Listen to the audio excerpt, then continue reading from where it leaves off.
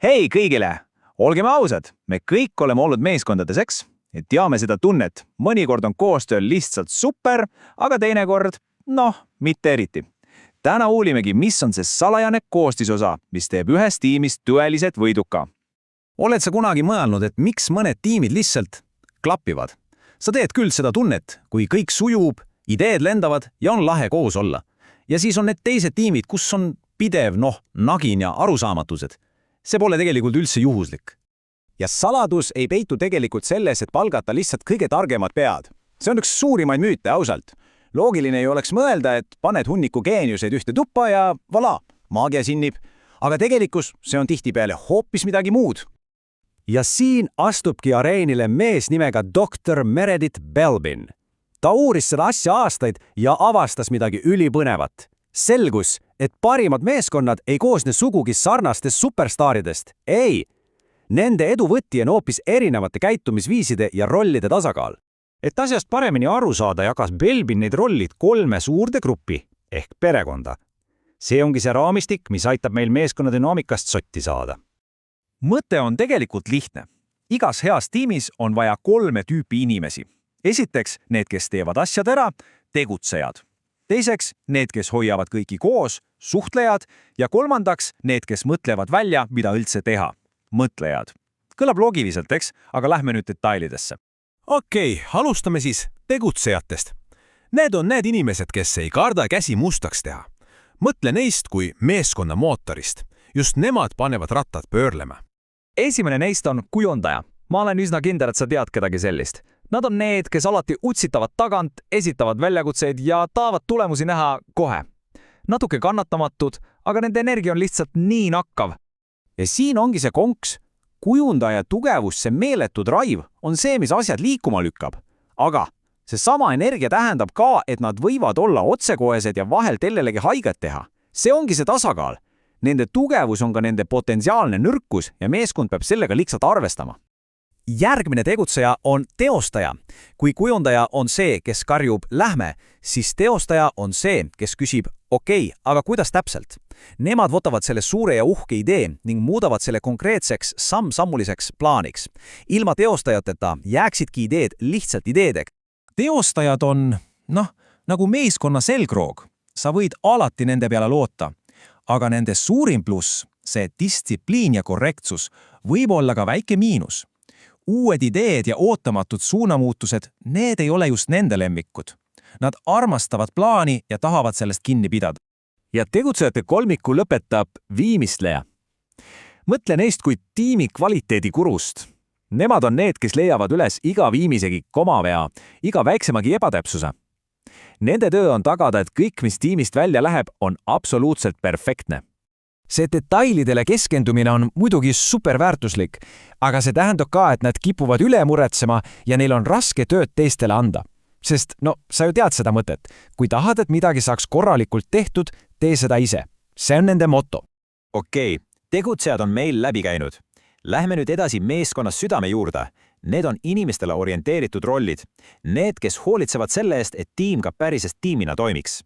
Esimene neist on koordineerija. Parim võrdlus on vist dirigent. Nad ei pruugi ise olla parim viiuldaja või trummar, aga nad teavad täpselt, kuidas panna terve orkester kokku kõlama. Nad näevad teiste tugevusi ja oskavad neid õigesti rakendada.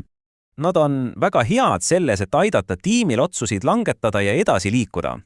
Aga see nende osav delegeerimine võib vahel tähendada ka seda, et nad delegeerivad ära ka selle töö, mis neile endale eriti ei meeldi. Järgmisena meeskonnatöötaja ja ma ütlen teile, iga tiim vaja vähemalt ühte sellist. Nemad on see sotsiaalne liim. Nad märkavad, kui keegi on tujust ära, lahendavad pingeid ja hoolitsevad selle eest, et õhkkond oleks hea. Ja siin näeme jälle seda mündi 2 poolt. Nende soov hoida rahu on super. See hoiab tiimi koos. Aga see tähendab ka, et nad väldivad vastaseisu iga hinna eest. Isegi siis, kui väike konstruktiivne vaidlus oleks tegelikult vajalik. Ja siis on meil ressursiuurija, nemad on tiimi väline antenn. Alati entusiastlikud, alati uusi võimalusi otsimas, nad tunnevad kõike, teavad kõike ja toovad väljaspoolt sisse värskeid ideed ja kontakte.